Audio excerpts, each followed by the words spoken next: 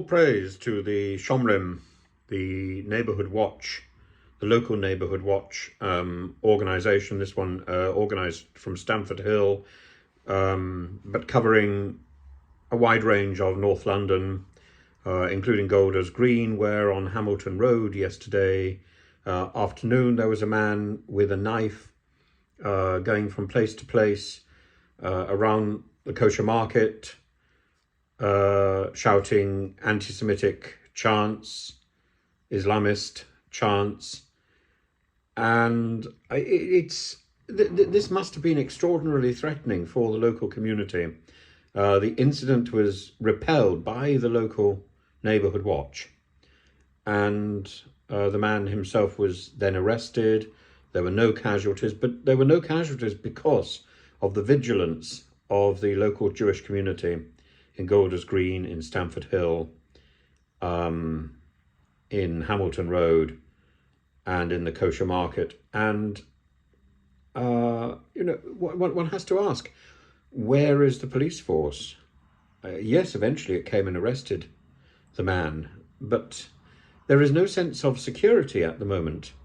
With rising international tension, our police force seems more committed to policing, I don't know, policing the protection of statues or something, rather than looking at the protection of people, protecting communities that are under threat.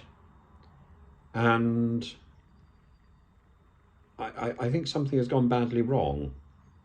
Something has gone badly wrong on two levels. Number one, the level of the immediate threat. Number two, the failure of our education system, particularly to draw a clear distinction between Jews and Israelis. You don't have to be Jewish to be Israeli, it helps, but you don't have to be you don't have to be supportive of Israel to be Jewish. And there are many Jewish celebrities who are not supportive of Israel. Miriam Margolyes is probably one of the top recognition names that people would know, who is Jewish but who is not supportive of Israel.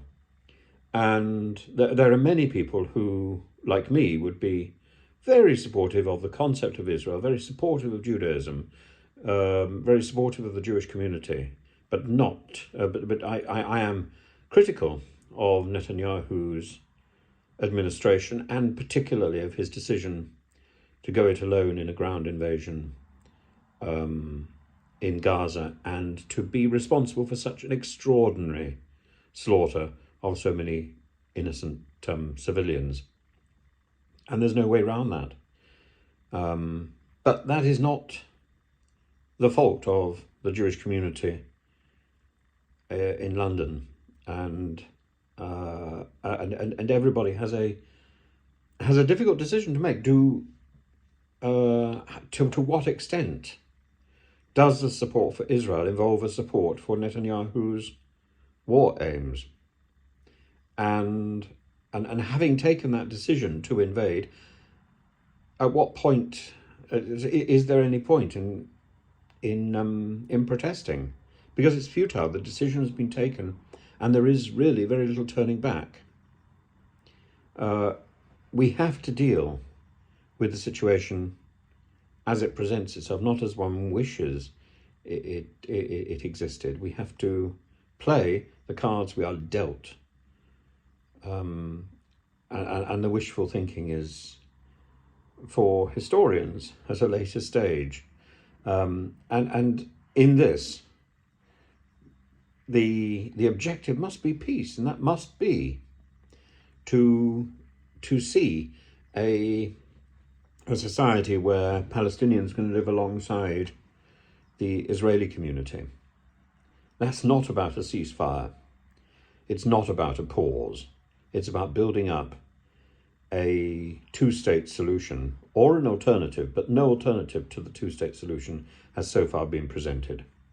So I think it is the two-state solution. And so of course I applaud David Cameron's suggestion today that Britain should recognise Palestine. That is a first stage. That should have happened a long time ago.